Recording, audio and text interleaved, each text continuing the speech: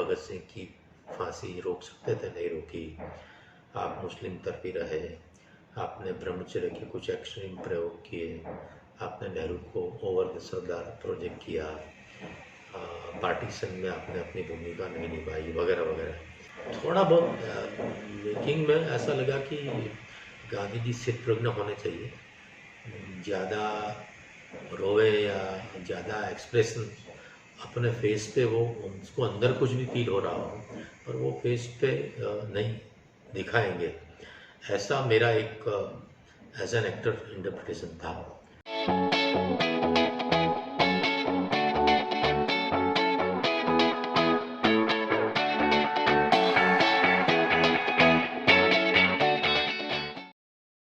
बहुमुखी प्रतिभा के धनी दीपक अंतानी किसी परिचय के मोहताज नहीं है। वह लेखक, निर्माता, निर्देशक व अभिनेता हैं। दीपक अंतानी एकमात्र ऐसे अभिनेता हैं जिन्होंने अब तक नाटकों, सीरियलों, फिल्मों और डॉक्यूमेंट्री फिल्मों में 500 से अधिक बार गांधी का किरदार निभाकर एक नया रिकॉर्ड स्थापित किया है। कुछ लोग उन्हें महात्मा गांधी का हमशक्ल कहते हैं तो कुछ लोग उनकी शक्ल सूरत को ऑस्कर विजेता अभिनेता बेन किंगस्ले से मिलता जुलता बताते हैं। फिलहाल दीपक अंतानी इन दिनों राजकुमार संतोषी की फिल्म गांधी गोडसे एक युद्ध में गांधी का किरदार निभाकर सुर्खियों में है। यह फिल्म 26 जनवरी 2023 को सिनेमाघरों में प्रदर्शित होगी। फिल्मी संगम चैनल पर दीपक अंतानी ने IPCL की नौकरी, दूरदर्शन और ETV गुजराती की नौकरी से लेकर अपने अब तक के करियर में आए उतार चढ़ाव पर विस्तार से बातचीत की। दीपक जी, फिल्म संगम चैनल पर आपका हार्दिक स्वागत है। दीपक जी, आपने पढ़ाई इलेक्ट्रिक इंजीनियर की, फिर आपने नौकरी की, फिर ये अभिनय का सिलसिला क्यों शुरू हुआ, कहाँ किस ढंग से करियर शुरू हुआ? हाँ, वैसे मैं पहले स्कूल कॉलेज में टैलेंट इवनिंग वगैरह में किया करता था, मोनो एक्ट और प्लेज वगैरह में।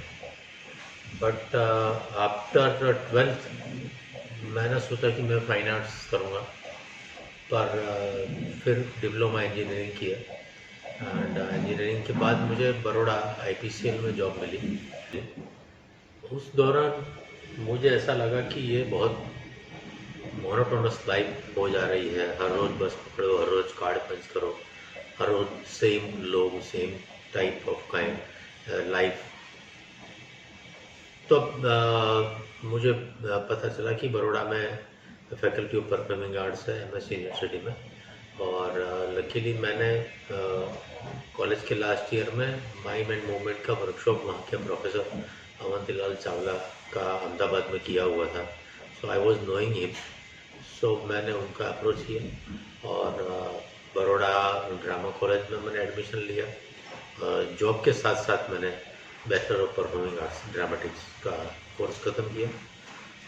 बेस्ड ऑन दैट मुझे दूरदर्शन अहमदाबाद में as a production assistant job मिली। 13 इयर्स अप टू 2001 मैंने अहमदाबाद दूरदर्शन में जॉब की। वहाँ पर भी मैं थोड़ा उब गया था कि अभी बहुत हो गया, जो सीखना था सीख लिया और वही मोनोटोनस लाइफ हो जा रही है। सरकारी जॉब है तो मुझे क्या है, मैं वर्कोहॉलिक हूँ, तो सरकारी जॉब में सब आराम से होता है, सब फ्री रहते हैं, तो मुझे ऐसा लगा कि यहाँ पर भी मैं आलसी हो जाऊँगा। तो फिर मैंने ETV गुजराती की ऐड आई, मैंने अप्लाई किया, I was selected, so I left. Doordarshan मैंने छोड़ दिया और ETV Gujarati as a programming head मैंने ज्वाइन किया। लॉन्चिंग का मुझे एक्सपीरियंस मिला, चैनल लॉन्चिंग का, और 2 साल बाद मैंने वो भी छोड़ दिया और 2002-2003 से मैंने फ्रीलांसिंग शुरू की और काफ़ी फिल्में, 4 गुजराती पिक्चर फिल्म मैंने डायरेक्ट की, लिखी, 3 को अवार्ड्स मिला, काफ़ी सारी ad films, documentaries, TV serials, plays, ये सब सिलसिला चलता रहा है। आपने एक नौकरी छोड़ दी, फिर दूरदर्शन की नौकरी क्यों की? आपको नहीं लग रहा था कि वहाँ भी वही मोनोटोनस होगा? हाँ, पता नहीं, डेस्टिनी मुझे यहाँ तक ले जाना चाहती थी तो उस टाइप के थॉट्स दिए। वैसे IPCL की जॉब छोड़ना भी लोगों को ऐसा लगा कि इतनी अच्छी जॉब ये छोड़ रहा है, पर फिर भी दूरदर्शन सेंट्रल गवर्नमेंट की जॉब थी, पेंशनेबल जॉब थी, तो इतना ये नहीं था। पर जब पेंशनेबल जॉब सेंट्रल गवर्नमेंट की जॉब छोड़ी तब भी लोगों को ऐसा लगा कि ये पागलपन कर रहा है, कोई सरकारी नौकरी कभी छोड़ता है क्या। पर मुझे एक्सपीरियंस मिल रहा था चैनल लॉन्चिंग का, और Ramoji film city was a Usha Kiran television is a big name, तो मुझे बड़ा कैनवास मिला, बहुत कुछ सीखने को मिला 2 साल लॉन्चिंग के दौरान।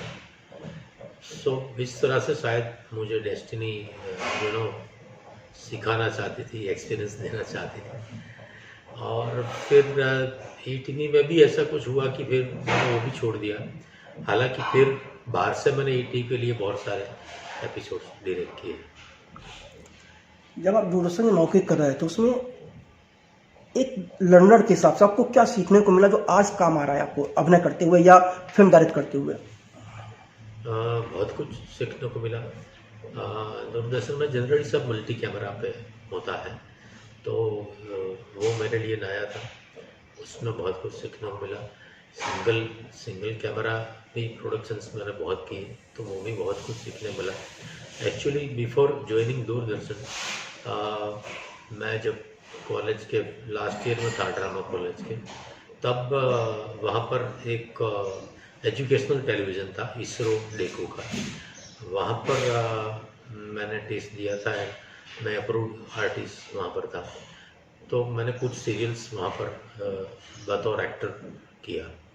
उस दौरान भी मुझे बहुत कुछ सीखने मिला, क्योंकि वहाँ पर जो भी डायरेक्टर्स प्रोड्यूसर्स थे वो एकदम फिल्म इंस्टीट्यूट टाइप के थे, तो थियोरेटिकल नॉलेज वहाँ से बहुत कुछ मिला।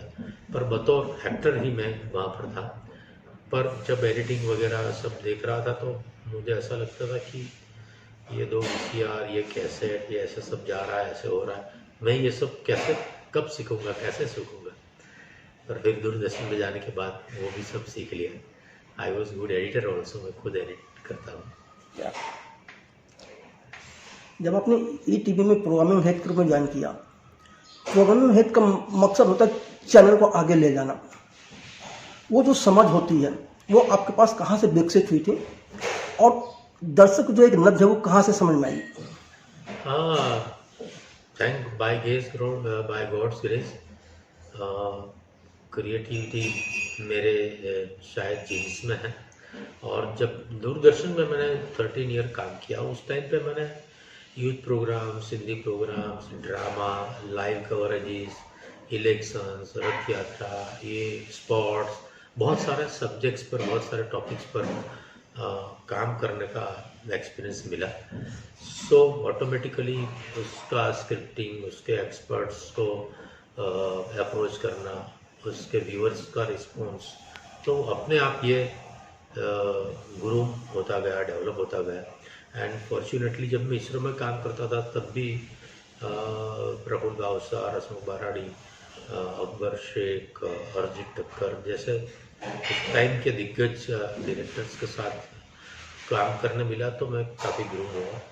दूरदर्शन में भी दीपक बावस्कर जैसे बहुत सीनियर डायरेक्टर के साथ काम करने का मौका मिला, तो मैं काफ़ी ग्रूम हुआ उस टाइम पे, और वो सब मुझे ईटीवी में बहुत काम में आया, और काफ़ी नए नए प्रोग्राम्स मैंने कंसीव किए और वो बहुत सराहे गए। और उस टाइम पे जो टीआरपी थी वो शायद आज तक ईटीवी को नहीं मिली है, वो लैंडमार्क था। ईटीवी का आपका 2 साल का जो एक्सपीरियंस रहा उसको आप कैसे देखते हैं, आज की तारीख में बैठते हैं तब? इट वॉज गोल्डन एक्सपीरियंस, क्योंकि जब मैं वहाँ इंटरव्यू के लिए गया, so after the process final interview मेरा खुद रामोजी राव ने लिया। सो उन्होंने पूछा कि एक अच्छी चैनल बनाने के लिए आपको क्या चाहिए। सो मैंने बोला कि मुझे क्रिएटिव लिबर्टी चाहिए, क्योंकि मैं सरकारी जॉब छोड़कर आ रहा हूँ, तो क्रिएटिव लिबर्टी होगी, कोई इंटरफेरेंस नहीं होगा, तो मुझे काम करने में मजा आएगा। और मुझे उन्होंने वो दिया, मुझे बहुत क्रिएटिव फ्रीडम मिला, और जो कुछ मैं करना चाहता था वो सब कुछ मुझे करने को मिला। तो काफ़ी नए नए प्रोग्राम कंसीव करके काम करने का बहुत मज़ा है। और टीआरपी ने वो प्रूव करके दिखाया कि मैंने जो किया वो सही था। That was the golden period of my life, क्योंकि लॉन्चिंग में बहुत कुछ सीखने को मिलता है, बहुत कुछ कॉन्टेक्स्ट होते हैं, एक टीम को लीड करना होता है, तो ऐसे लीडरशिप भी मुझे बहुत कुछ सीखने को मिला। सर आपको नहीं लगता कि कोई भी चैनल हो वहाँ पर प्रोग्रामिंग हेड या सीईओ के रूप में हमेशा क्रिएटिव लोगों को बताया जाना चाहिए?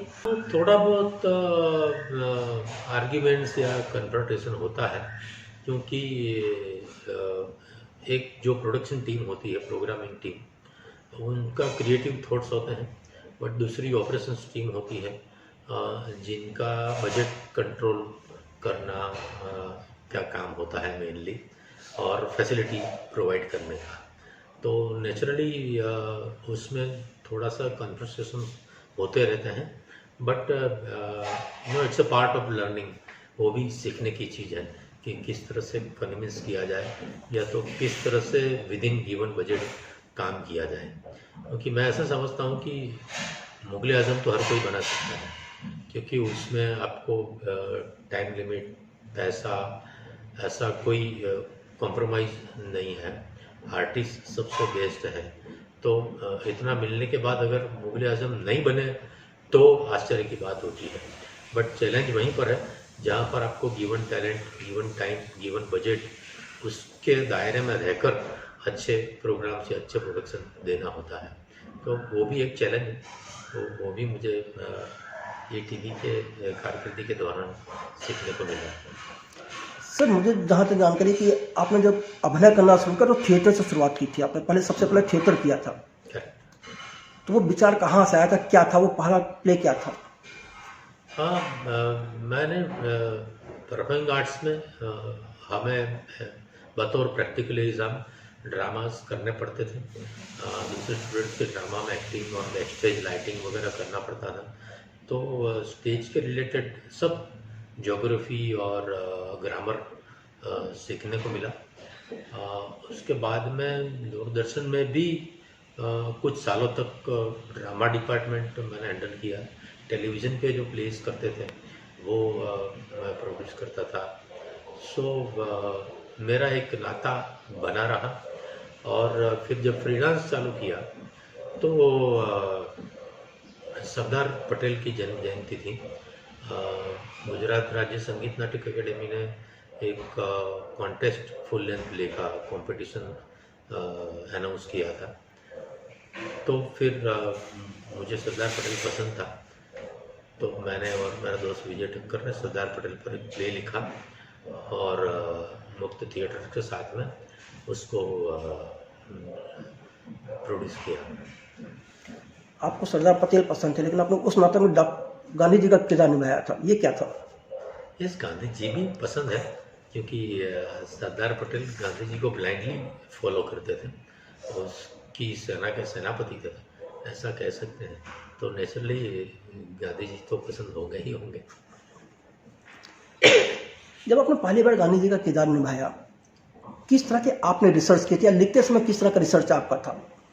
पहली बार वही मैंने सरदार पटेल नाटक में 3-4 सीन्स थे, तो मेरे दोस्तों ने बोला कि तेरी मूंछ और नाक वगैरह गांधी जैसा लगते हैं, तो तुमको करना चाहिए। उस टाइम पे तो बाल काफ़ी थे, मैं भी लगाता था।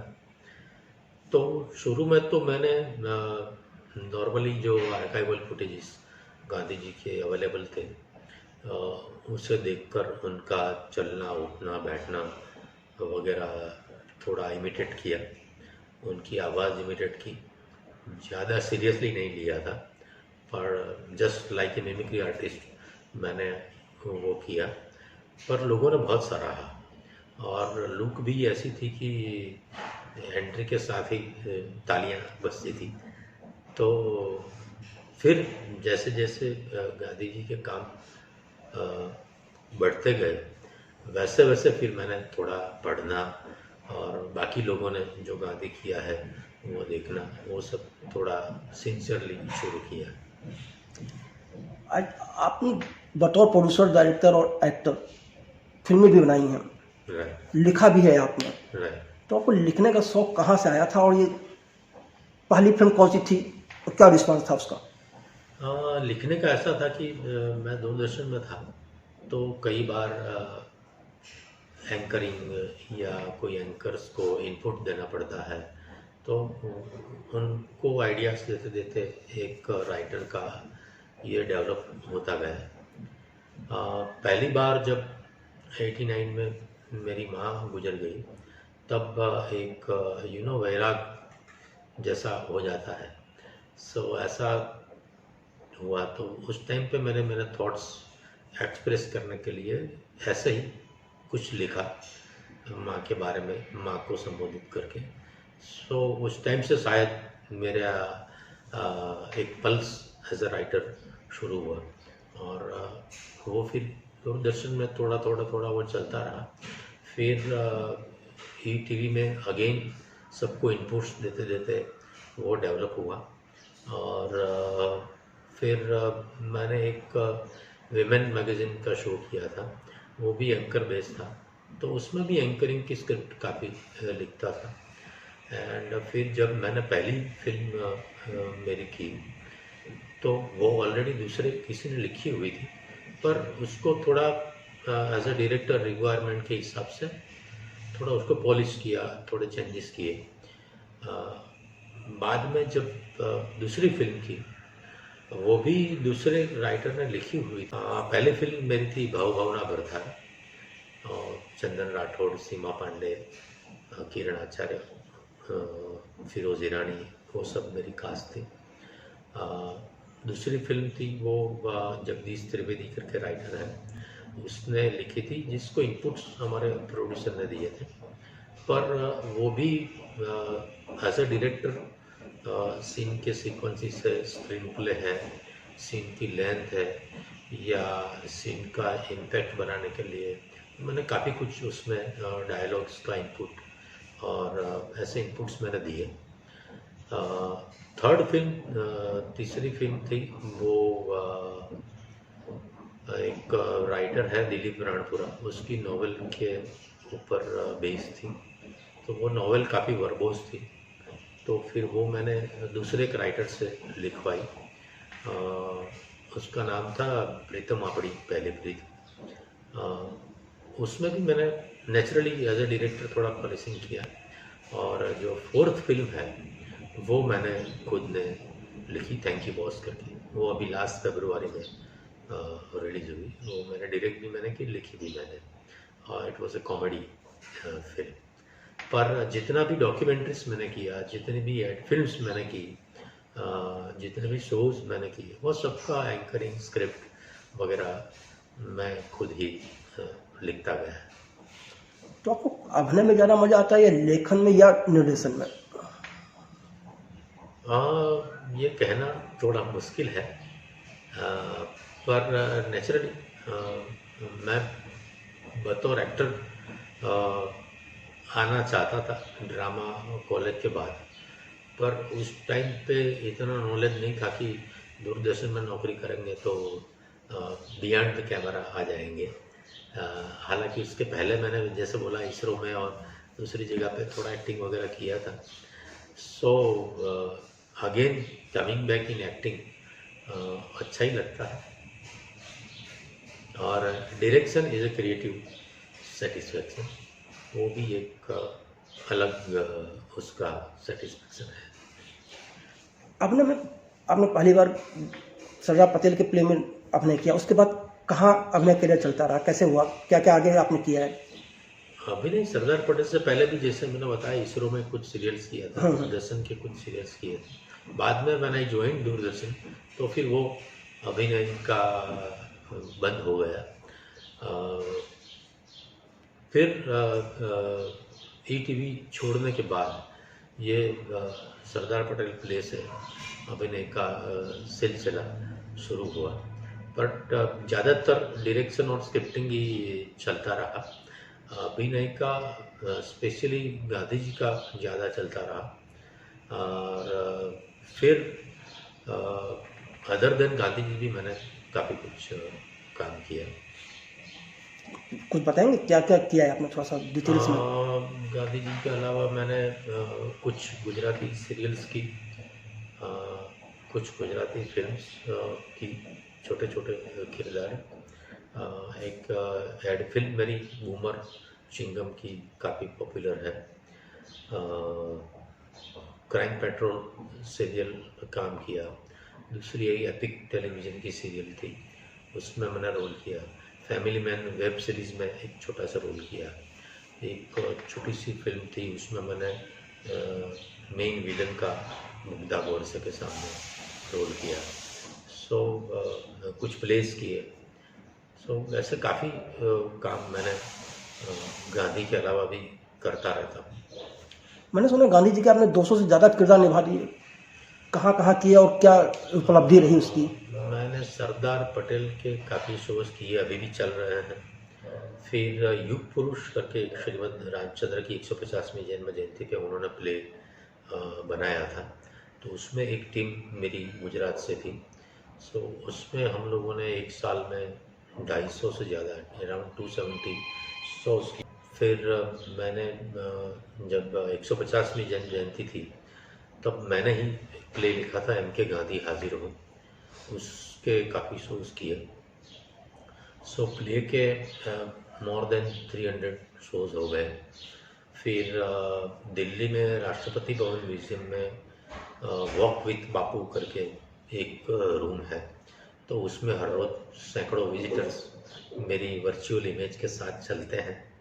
राजकोट म्यूज़ियम में टॉक विथ बापू करके है, वहाँ पर मेरे आंसर्स रिकॉर्डेड है। जो विजिटर्स आते हैं वो क्वेश्चंस पूछते हैं, उसका वीडियो मेरे आंसर के साथ जोड़ के उनको डीवीडी गिफ्ट करते हैं। वहाँ पर हर रोज़ रात शाम को एक वॉल प्रोजेक्शन पे शो दिखाते हैं, उसमें भी मैं हूँ। काफ़ी सारे वॉइसेस वो म्यूज़ियम में मेरे हैं। आकाशवाणी में काफ़ी मैंने किया। बहुत सारी शॉर्ट फिल्म्स मैंने की। हिंदुस्तान लीवर की स्वच्छता की एक एड फिल्म थी, वो की। नशाबंदी की एड फिल्म की। डॉक्यूमेंट्रीज काफ़ी की। फिर एक फिल्म मैंने की, गांधी जी माय मेंटर करके, यूएसए के प्रोड्यूसर नीले दवे करके थे। वो फिल्म काफ़ी इंटरनेशनल फिल्म फेस्टिवल्स में उसके प्रीव्यू हुआ, अवार्ड्स मिले, और अभी ZEE5 पर अवेलेबल है। फिर श्याम बेनेगल की डॉक्यूमेंट्री में मैंने किया। वो डॉक्यूमेंट्री भी शायद जालंधर में कोई म्यूज़ियम में हर रोज़ दिखाते हैं।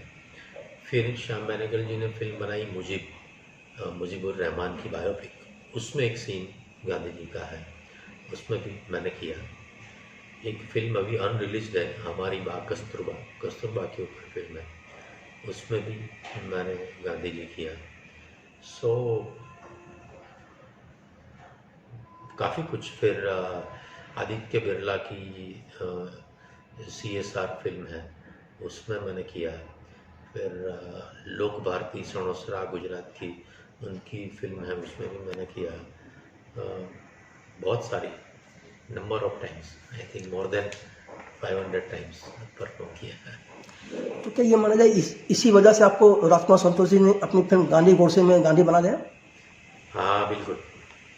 मैंने मेरा एक प्रेजेंटेशन बनाया था, जहाँ जहाँ पर गांधी जी किया उसका, उसका सब यूट्यूब लिंक्स वगैरह का एक मेरा पोर्टफोलियो बनाया था। वो मैंने कास्टिंग डायरेक्टर के थ्रू उनके पास पहुंचाया था। इतने सारे आपने गांधी जी के किरदार निभाए, अलग अलग फिल्मों में अलग अलग संदर्भ में रहे हैं गांधी जी। आपने कितना समझाया गांधी जी को? हर बार अलग टॉपिक रहते थे, अलग चैप्टर रहता था। गांधी जी के बारे में इतना कुछ लिखा गया है, इतना कुछ अवेलेबल है कि जितना पढ़ो उतना कम है। तो काफ़ी कुछ मैंने पढ़ा, और मैं ऐसा समझता हूँ कि मैं समझ पाया हूँ गांधी जी को, उनके थॉट्स को काफ़ी हद तक समझ पाया हूँ, ऐसा मुझे लगता है। फिल्म गांधी गोडसे में आपको जो गांधी जी का किरदार है वो क्या है वास्तव में? वो फिक्शन है, जो इतिहास में घटना घटी नहीं है, ऐसी एक कल्पना है कि अगर गांधी जी को गोली लगने के बाद वो मरते नहीं तो क्या होता, उसकी एक कल्पना है। तो बहुत इंटरेस्टिंग है और काफ़ी कुछ आर्ग्यूमेंट्स हैं, गांधी जी पे काफ़ी आरोप हुए हैं, उसका कहीं ना कहीं जवाब है। वो कोई जगह पे गलत है ऐसा लोग मानते हैं, उसका भी उसमें जवाब है। तो कहीं कहीं पे वो एक्सेप्ट भी करते हैं कि नहीं, मैं कुछ जगह पे गलत हूँ करके। तो काफ़ी इंटरेस्टिंग है, लोगों को बहुत कुछ विचार बदलेंगे ये देखने के बाद, ऐसा मुझे लगता है। पर ये भी हो सकता है गांधी जी को लेकर के जो एक लोगों के दिमाग में सोच है एक, उसका टकराव भी हो जाए। नहीं, टकराव नहीं होगा, उसका जवाब मिलेगा, ऐसा मुझे लगता है कि ज़रूर जो सोच है या जो टकराव है वो बदलेगी, या तो फिर उसके बारे में और पढ़ने का लोगों का मन होगा और कुछ तथ्य जानने की लोग कोशिश करेंगे। क्योंकि क्या है कि आजकल इंटरनेट और व्हाट्सएप और यूट्यूब, उसके ऊपर बहुत कुछ गांधी जी के बारे में कंट्रोवर्सीज, आधा सच आधा झूठ, उल्टा सीधा, ये सब चलता रहता है। उसमें से काफ़ी चीज़ों का जवाब इस फिल्म से मिलेगा। मैंने जब 150वीं जन्म जयंती थी गांधी जी की, तब मुझे ऐसा लगा कि मुझे भी कुछ कंट्रीब्यूट करना चाहिए। तो पढ़ते पढ़ते पढ़ते मुझे ऐसा लगा कि ये जो कंट्रोवर्सीज है उसका जवाब कहीं पर आज तक आया नहीं है। तो मैंने भी उस टाइम पे ये एम के गांधी हाजिर हो करके प्ले लिखा, जिसमें गांधी जी कोर्ट में प्रेजेंट होते हैं और ये सब कंट्रोवर्सीज का वो जवाब देते हैं। जैसे भगत सिंह की फांसी रोक सकते थे, नहीं रोकी, आप मुस्लिम तरफी रहे, आपने ब्रह्मचर्य के कुछ एक्सट्रीम प्रयोग किए, आपने नेहरू को ओवर द सरदार प्रोजेक्ट किया, पार्टीशन में आपने अपनी भूमिका नहीं निभाई, वगैरह वगैरह। तो वो सब वो प्ले में मैंने लिखा और वो प्ले भी बहुत अच्छा चल रहा है, बहुत अच्छे सराहा गया है। या मैं उस प्ले की बात करूँ और इस फिल्म की बात करूँ, दोनों में कितनी समानता है और कहाँ टकराव है, उन दोनों प्ले और आपकी फिल्म की बात करें खाली? नहीं, कोई समानता नहीं है। अच्छा। क्योंकि प्ले में तो डायरेक्ट क्वेश्चंस का डायरेक्ट आंसर्स दिया है और कुछ फ्लैशबैक सीन्स वगैरह है, उसमें थोड़े क्वेश्चंस आज के ज़माने में गांधी कितना रिलेवेंस है उसका भी जवाब है। और इसमें गोडसे पॉइंट ऑफ व्यू जो भी टकराव है वो है, तो दोनों में काफ़ी फ़र्क है। हार्डली 5-10% से ज़्यादा सिमिलरिटी नहीं होगी। आपने कौन कौन सी किताबें पढ़ी हैं अब तक गांधी जी को लेकर के, कुछ नाम या बता सकेंगे? बहुत कुछ पढ़ा है, पर मैंने इंटरनेट पर काफ़ी पढ़ा है। फिर गुजराती किताबें मैंने काफ़ी पढ़ी है, थोड़ा बहुत गांधी जी ने अक्षरदेव करके, नेचुरली सत्य के प्रयोग उनकी आत्मकथा है वो पढ़ी है। फिर नवजीवन प्रकाशन ने उनकी छोटी छोटी पुस्तिकाएँ एक एक टॉपिक को लेकर बहुत सारी बनाई है, जो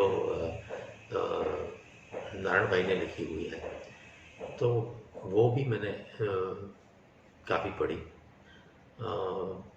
जितना मिलता गया पढ़ता गया, पर मेनली ये सत्य के प्रयोग, फिर ये एक मनुभाई पंचोली दर्शक करके गांधी जी के फॉलोवर है, वो गांधी जी को बहुत अच्छी तरह समझे हैं, तो वो मैंने पढ़ा।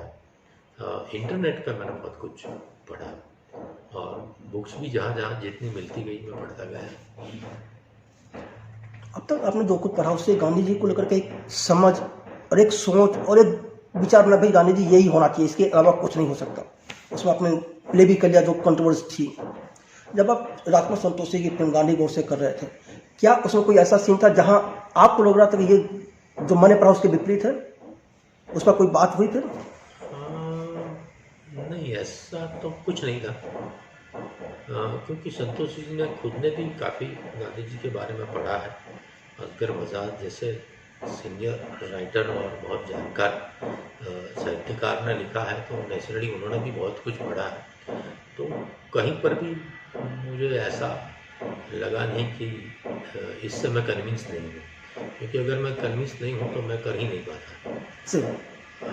थोड़ा बहुत मेकिंग में ऐसा लगा कि गांधी जी स्थितप्रज्ञ होने चाहिए, ज़्यादा रोए या ज़्यादा एक्सप्रेशन अपने फेस पे वो उसको अंदर कुछ भी फील हो रहा हो पर वो फेस पे नहीं दिखाएंगे, ऐसा मेरा एक एज एन एक्टर इंटरप्रिटेशन था। बट क्योंकि संतोषी जी इज़ ए लेजेंडरी डायरेक्टर, उनकी एक समझ थी, वो लोगों के लिए, आम जनता के लिए बना रहे थे, बड़े पर्दे पे बन रहा था। तो उन्होंने मुझे थोड़ा कि ड्रामेटिक परफॉर्मेंस करवाए हैं, जो उस टाइम पे मुझे लगता था कि नहीं होना चाहिए, पर मुझे लगता है कि उनकी समझ नेचुरली, एक्सपीरियंस उनकी समझ मेरे से कहीं ज़्यादा है, तो फिर उन्होंने जैसा करवाया मैंने किया और मुझे लगता है कि वही लोगों को पसंद आएगा।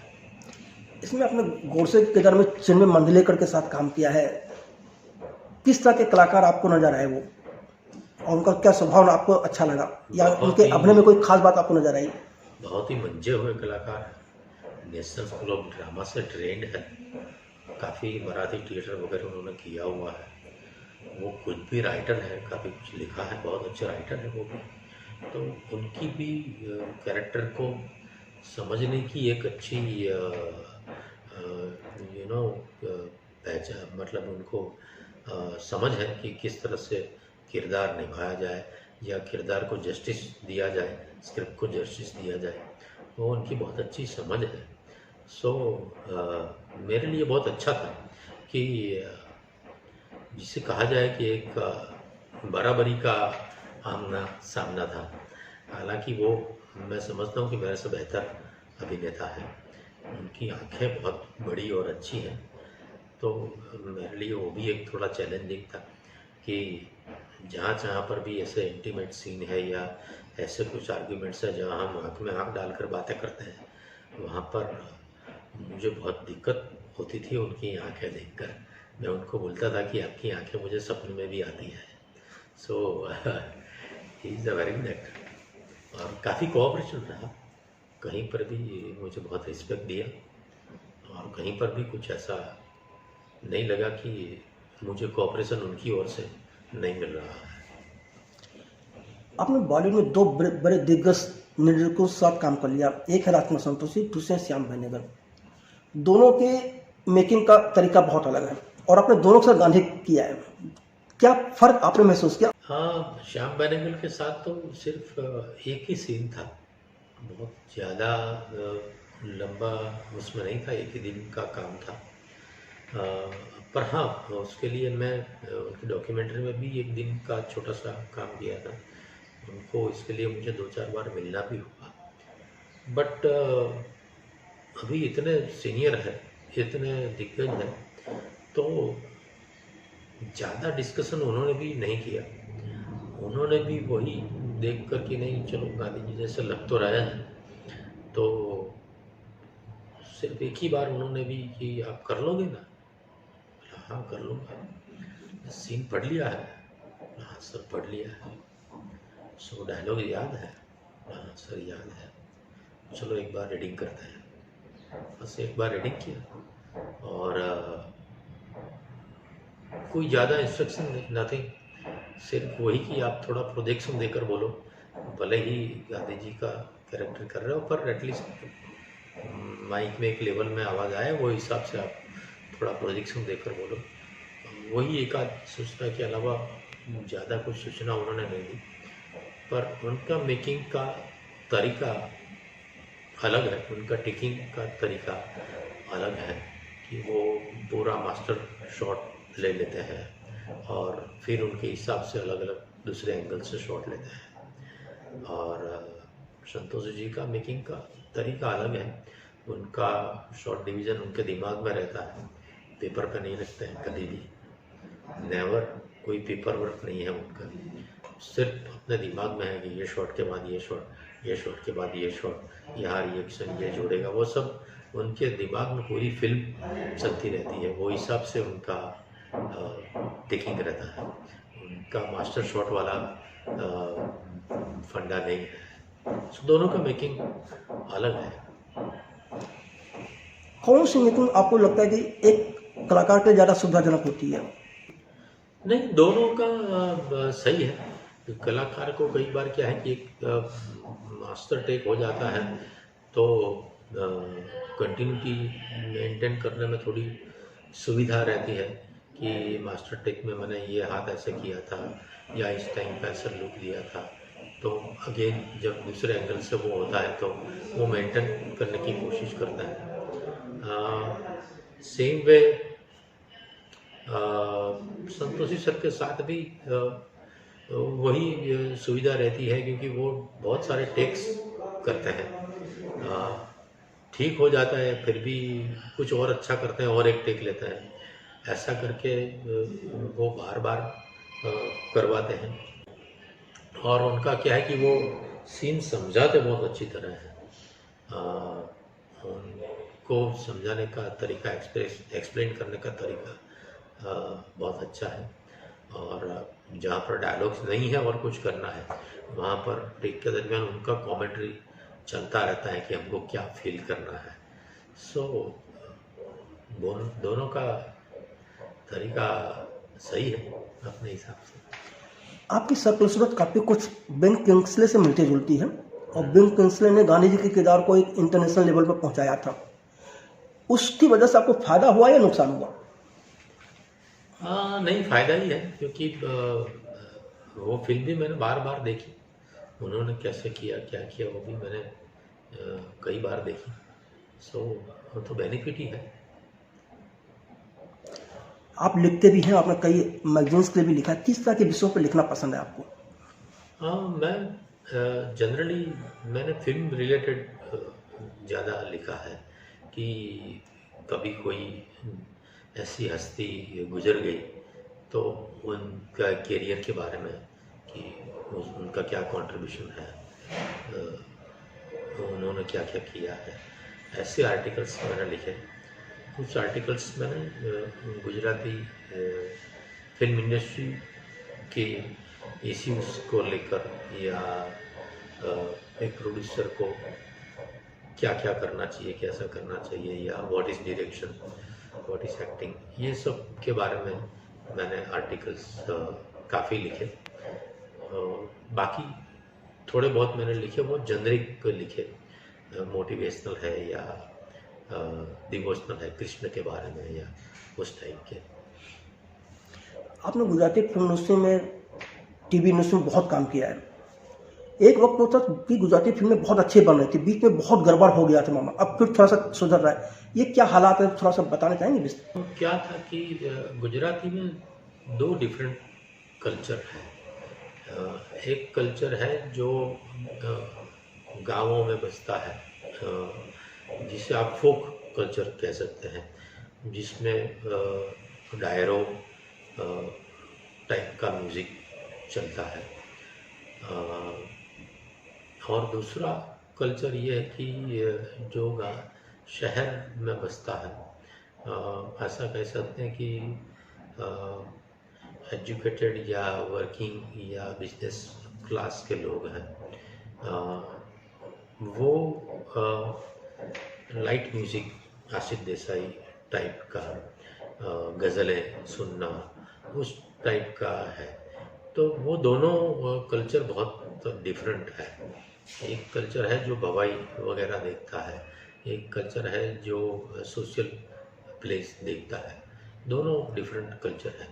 तो दोनों के लिए फिल्में बनना वो थोड़ा एक वक्त था कि वो पॉसिबल नहीं था या नहीं बनती थी।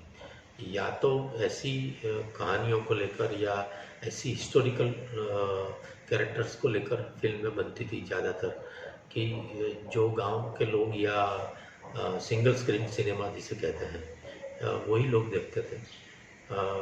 सिटी के लोग बहुत कम ऐसी फिल्में देखते थे। ऐसा बीच में पहले देखते थे, ऐसा समझ लो 70s 80s तक का दोनों टाइप के ऑडियंस देख सके उस टाइप की फिल्में, उस टाइप के सब्जेक्ट्स बनते थे।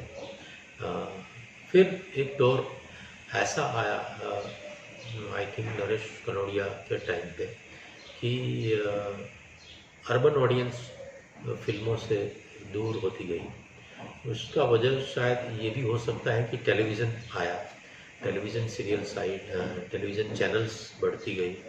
सो वो भी एक कारण हो सकता है कि अर्बन ऑडियंस थोड़ा दूर हो गया। फिर गवर्नमेंट की सब्सिडी की पॉलिसी आई और सिंगल स्क्रीन सिनेमा कम होते गए, मल्टी स्क्रीन छोटे छोटे सिनेमास डेवलप हुए। सो नंबर ऑफ स्क्रीन्स बढ़ते गए। सो कुछ प्रोड्यूसर्स ने, कुछ डायरेक्टर्स ने एकदम अर्बन सब्जेक्ट्स पे और उस प्रकार की कास्ट को लेकर, उस प्रकार के म्यूज़िक को लेकर बनाना चालू किया, जिसको अच्छा रिस्पॉन्स मिलने लगा। तो फिर अपने आप एक अर्बन सिनेमा का ट्रेंड चालू हो गया। और अभी तो ये जो अर्बन और रूरल का जो एक फासला था वो काफ़ी कम हो गया है। दोनों टाइप की ऑडियंस दोनों टाइप की फिल्में देखते हैं, क्योंकि अभी OTT आ गया, मोबाइल आ गया, यूट्यूब चैनल आ गई, तो अभी काफ़ी कुछ मर्ज हो गया। जो डिफरेंस है वो है, पर अभी दोनों ऑडियंस दोनों देखते हैं। काफ़ी अर्बन ऑडियंस अभी गुजराती देख रहा है। जॉनर काफ़ी नए नए सब्जेक्ट्स आ रहे हैं। हालांकि अभी ऐसा हो गया है कि ज़रूरत से ज़्यादा फिल्में बन रही है, तो वो भी कभी कभी एक इंडस्ट्री को ही नुकसान पहुंचाती है। लास्ट ईयर तो क्योंकि 2 साल कोरोना के गए, तो काफ़ी फिल्में बनी हुई रिलीज़ होने के लिए वेट कर रही थी। तो लास्ट ईयर तो ऐसा हुआ कि 1 साल में करीबन 100 से ज़्यादा फिल्में रिलीज़ हुई। तो गुजराती फिल्म को गुजराती फिल्म के साथ एक कंपटीशन होती है कभी कभी, तो वो एक थोड़ा सिनारियो डिफ़िकल्ट रहा। पर रेशियो वही है कि 50 60 70 फिल्में आती है, उसमें से 5-7 बहुत अच्छी चलती है, 5-10 एवरेज चलती है और बाकी नहीं चलती है। उसके कारण अलग अलग हो सकते हैं, कभी पब्लिसिटी का बजट, कभी रिलीज और डिस्ट्रीब्यूशन का कम नॉलेज और कम सिंसियरिटी, बहुत सारे फैक्टर्स इसमें अफेक्ट करते हैं। पर नए नए डायरेक्टर्स, यंग टैलेंट्स बहुत आ रही हैं, यंग एक्टर्स, यंग डायरेक्टर्स, नए नए सब्जेक्ट्स, नए राइटर्स आ रहे हैं। तो वी आर होपफुल। और अभी तो नेशनल अवार्ड तक गई, इवन ऑस्कर तक गुजराती फिल्म गई। सो ये बहुत ही अच्छी बात है, होपफुल। एक चीज़ और हुई कि 80 और 90 के दशक में जो हीरो को जब पैंट शर्ट पहनाया गया, वो फिल्में नहीं चल पाई, क्योंकि लोग कहते हैं कि गरबा संस्कृति और भवाई संस्कृति और गाँव की जो पगड़ी वाला सिस्टम था वो ज़्यादा हावी था उस वक्त तक। आपको लगता है ऐसा ही था? हाँ, थोड़ा बहुत ऐसा उस वक्त था, पर जैसे जैसे ये फिल्में आती गई, उस वक्त भी ऐसी फिल्में आती थी। ऐसा नहीं था कि हर फिल्म में हीरो पगड़ी ही पहनता था। बहुत सारी फिल्में उस टाइम पे, संतू रंगीली से लेकर वावा जोड़ू से लेकर माँ बाप, बहुत सारी फिल्में ऐसी थी कि जिसमें हीरो पगड़ी ही पहनता था या गरबा ही होता था, ऐसा नहीं था। सो वो तो उस टाइम से चल रहा था। पर अभी जैसे जैसे टाइम बदलता है, लोगों की डिमांड, सोच बदलती है, तो वो हिसाब से it's a demand and supply. जैसा लोग चाहते हैं वैसा मेकर्स देते हैं। कुछ लोगों की ये भी राय है कि जो सब्सिडी शुरू हुई है, जब से सरकारों ने शुरू की, चाहे वो गुजरात हो, चाहे महाराष्ट्र हो, चाहे यूपी हो, तब से सिनेमा को नुकसान हुआ है। लोग सब्सिडी के चक्कर में फिल्म की जो कलात्मकता होने, जो कंटेंट, उस पर ज़्यादा ध्यान नहीं देते। हाँ, अप टू सर्टेन परसेंटेज ये सही है, पर क्या है कि ABCD क्लास हर एक बिजनेस में रहता ही है कि एक अंबानी की फैक्ट्री है तो एक छोटा सा पावर लूम है। सो प्रोड्यूसर्स में भी ऐसा है कि कोई अच्छा बजट लेकर आते हैं जो जिनको सब्सिडी का कोई टारगेट नहीं रहता है। एक प्रोड्यूसर्स ऐसे हैं कि जो सिर्फ सब्सिडी के लिए बनाते हैं, उनको रिलीज़ के लिए कोई यह नहीं रहता है कि मैंने जितना पैसा डाला तो उतना पैसा मुझे सब्सिडी में और राइट्स में से वापस मिल जाए। सो वो लोग डिस्ट्रीब्यूशन और पब्लिसिटी पे ज़्यादा बजट नहीं डालते हैं। कुछ प्रोड्यूसर जो एवरेज है, जो थोड़ा बहुत बजट डालते हैं और एवरेज पब्लिसिटी और एवरेज डिस्ट्रीब्यूशन करते हैं, वो भी सब्सिडी पे ज़्यादा डिपेंडेंट रहते हैं, पर उनका सब्जेक्ट या उनका मेकिंग थोड़ा अच्छा रहता है, पर समहाउ वो ज़्यादा लोगों तक नहीं पहुंच पाता है सिनेमा में। पर अभी OTT आ गया है तो उनके लिए ये एक अच्छा ये हो गया है। और कुछ एक जो रेगुलर प्रोड्यूसर्स हैं, कुछ वो अच्छे बजट में बनाते हैं, अच्छा रिलीज़ करते हैं, अच्छा पब्लिसिटी भी करते हैं, उनको subsidy is a part of income रहता है।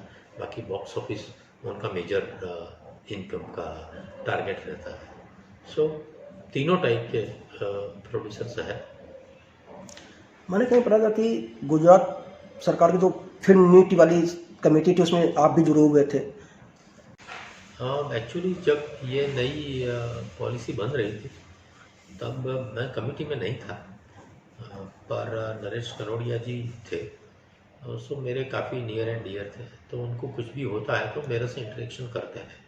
तो जब भी मीटिंग होती थी तो वो मुझे फ़ोन करते थे कि अभी 1 वीक बाद या 15 दिन बाद सब्सिडी की पॉलिसी बनाने के लिए मीटिंग है, तो आप मुझे कुछ लिख कर दो कि कैसे कैसे क्या क्या होना चाहिए। और बाकी जो तो फिर मैं उनको बोलता था कि मैं इतना रेगुलर प्रोड्यूसर नहीं हूँ, मुझे डिस्ट्रीब्यूशन का इतना नॉलेज नहीं है, तो हम एक मीटिंग करते हैं प्रोड्यूसर्स के साथ और उनके पास से इनपुट्स लेते हैं, फिर मैं बेस्ड ऑन दैट एक ड्राफ्ट बना के दूंगा। तो हम कुछ 10-15-20 प्रोड्यूसर्स को मिलते थे, उनके पास से इनपुट्स लेते थे कि पॉलिसी में क्या होना चाहिए, कैसे होना चाहिए। उनकी एडवाइस के हिसाब से मराठी की जो महाराष्ट्र की पॉलिसी है, तो उनका भी काफ़ी हमने इनपुट्स लिए, दूसरे स्टेट्स की पॉलिसी की भी इनपुट लिए और एक पॉलिसी मिला जुला कर ड्राफ्ट करके दिया, जो फिर कमेटी में, जो उस टाइम पे कमेटी थी, उन्होंने उसमें अपने सुझाव दिए। और मतलब उस टाइम पे मैं कमेटी में नहीं था, पर इनडायरेक्टली मेरे इनपुट्स थे।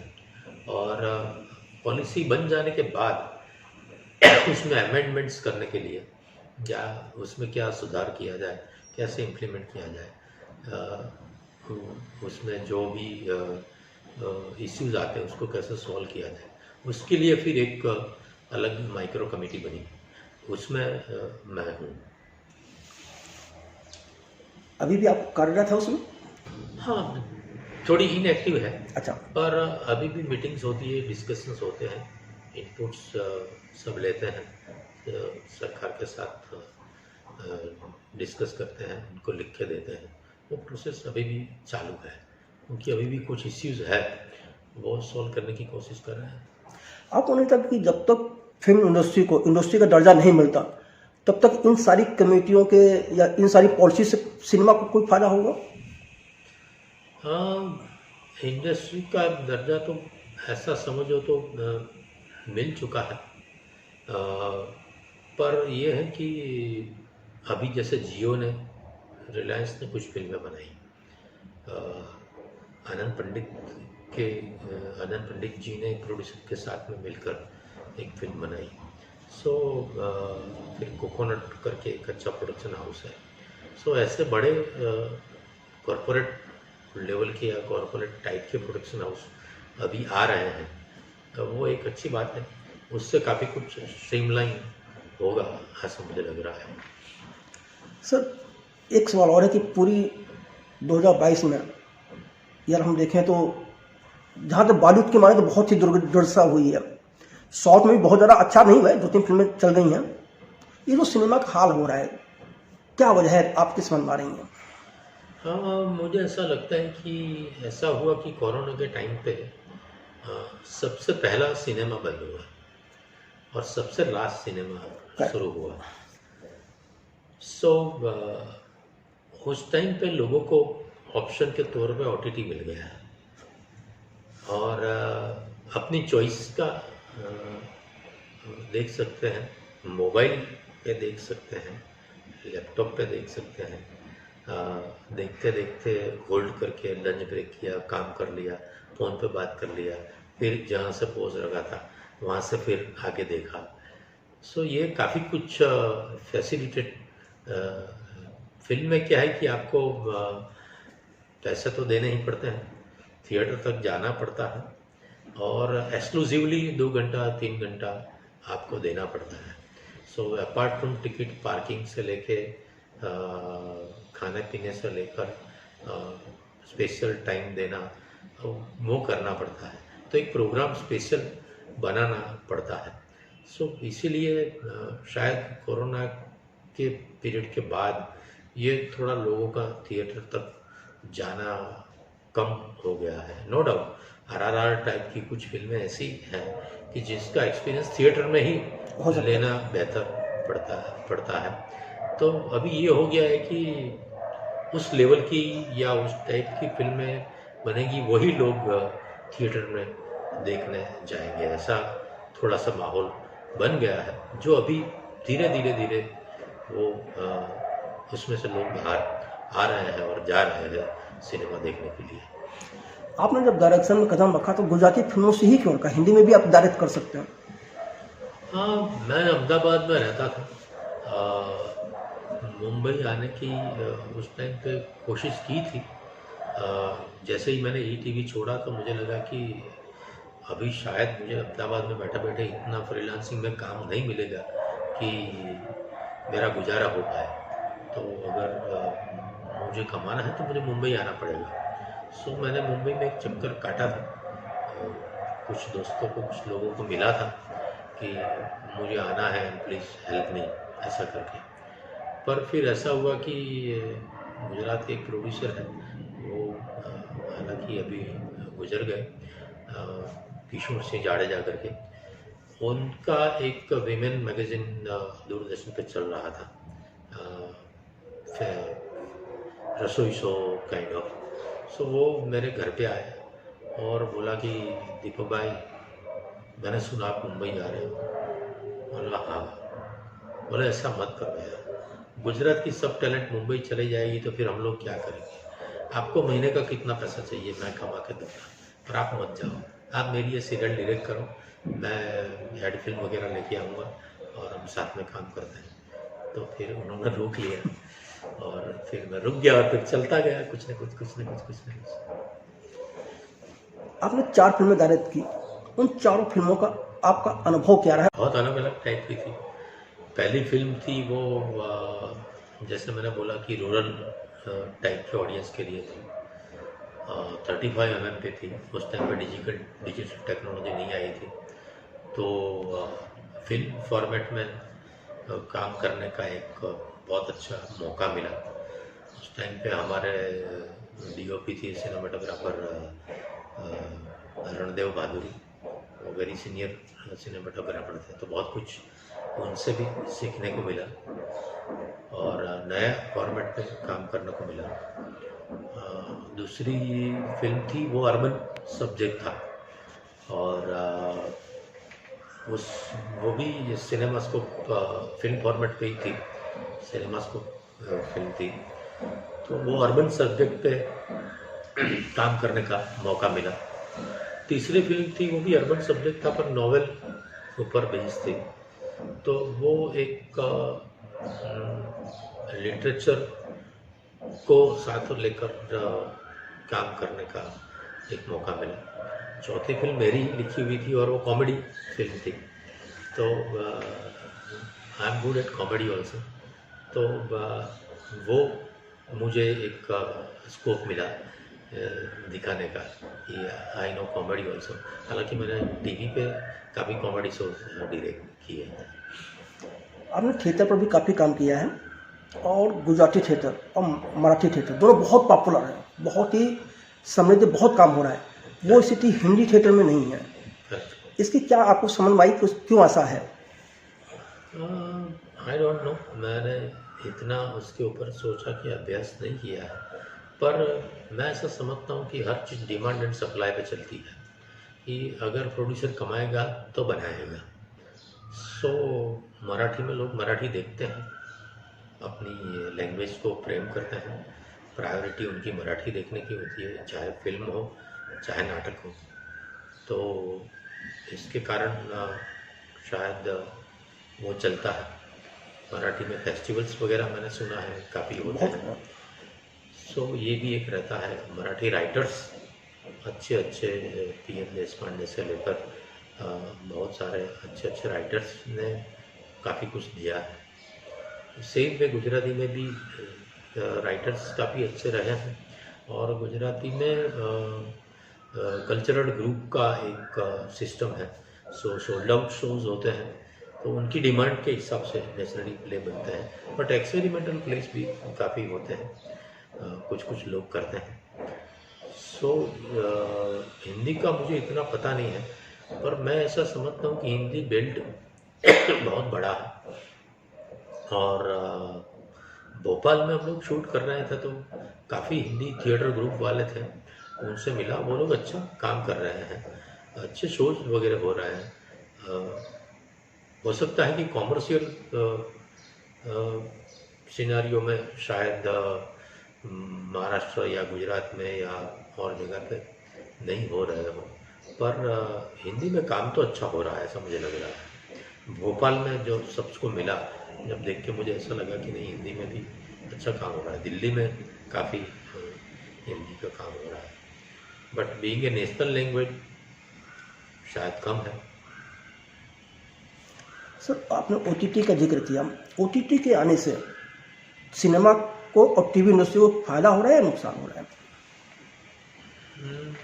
दोनों हो रहा है, क्योंकि क्या है कि प्रोड्यूसर को ऐसा है कि एक एडिशनल इनकम का सोर्स मिल गया और वो इंटरनेशनल ऑडियंस तक उनकी प्रोडक्ट पहुंच पाती है।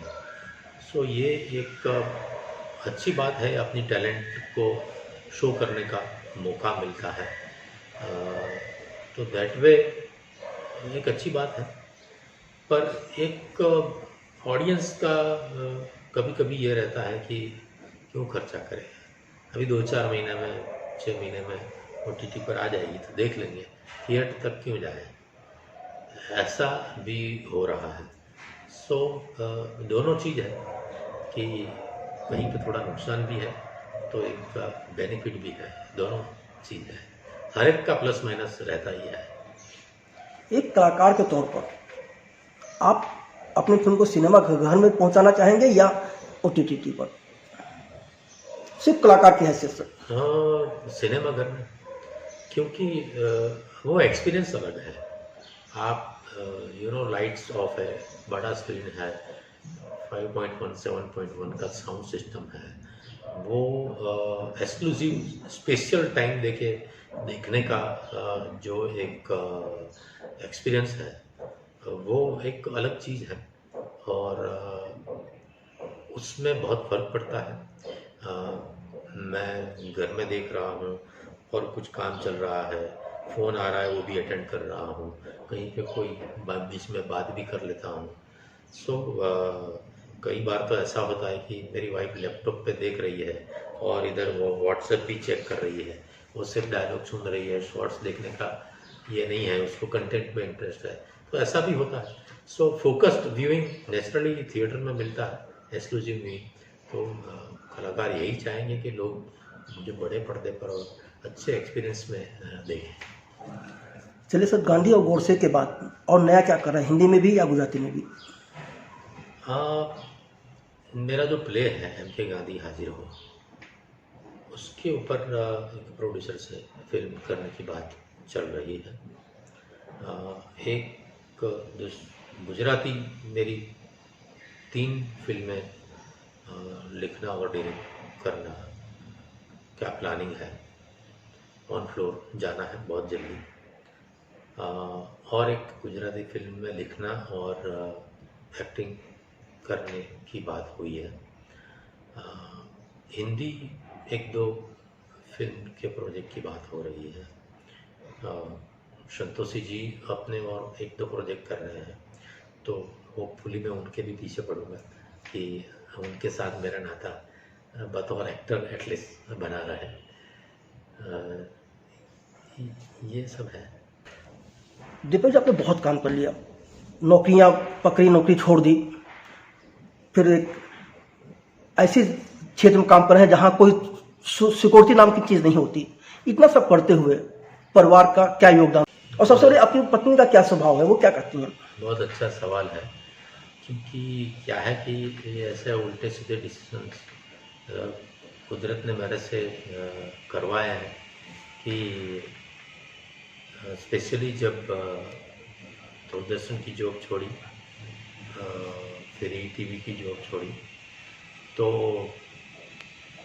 लोग बोल रहे थे कि ये पागल है, पर फॉर्चुनेटली मेरी वाइफ वर्किंग थी, शी इज़ इनटू HR, तो उनका फाइनेंशियल सपोर्ट था, तो मैं फ्रीलांस करने का डिसीजन ले पाया कि भाई चलो, ब्रेड अर्निंग वो कर रही है, तो मुझे महीने के एंड में इतने पैसे देने हैं या महीने के बिगिनिंग में इतने पैसे देने हैं, ऐसी कोई जिम्मेवारी नहीं है।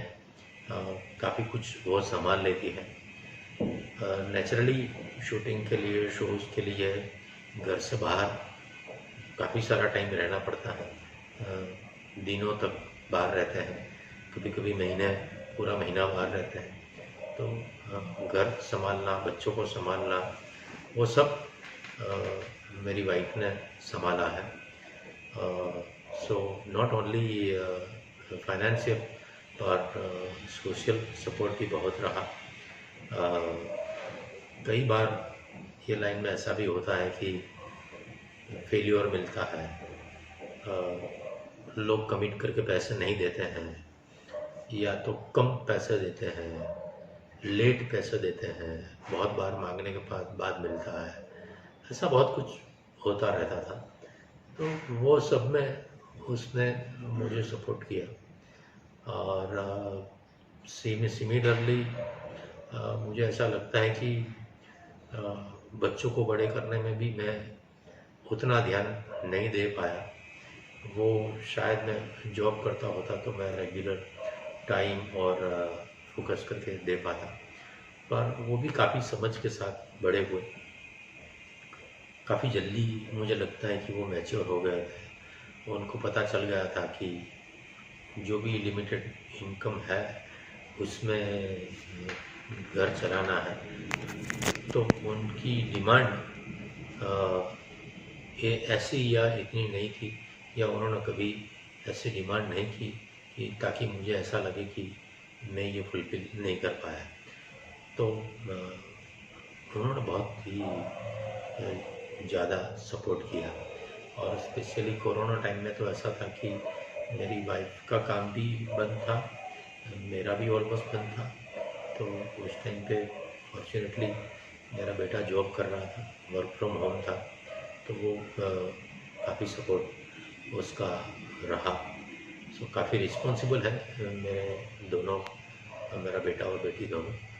सो ये फॉर्चुनेटली भगवान की दया है कि क्योंकि लोगों को सक्सेस ही दिखता है, लोगों को ये इतना सारा काम किया, इतना सारा अचीवमेंट किया, वही दिखता है, पर उसके साथ साथ में काफ़ी फेल्यूर भी हुए, काफ़ी कुछ प्लस माइनस देखा है। पैर नीचे से ज़मीन निकल जाना या दिन में तारे दिखना, वो किसे कहते हैं, वो एक्सपीरियंस मैंने और मेरी फैमिली ने किया है। पर अभी होपफुली अच्छे दिन शुरू हो गए हैं। आपके दोनों बच्चों के नाम क्या और वो क्या कर रहे हैं आजकल? मेरा बेटा है, बड़ा है, 32 साल का है, उसका नाम तथ्य है। उसने कंप्यूटर इंजीनियरिंग किया है और वो मल्टीनेशनल में सीनियर बिजनेस एनालिस्ट है। He is doing good. उसको हर साल बेस्ट परफॉर्मेंस का अवार्ड और इंक्रीमेंट वगैरह मिलता है। He is also fond of films, पर मैंने उसको ये फील्ड में नहीं आने दिया है। और बेटी क्या कर रही है? बेटी पेंटर है।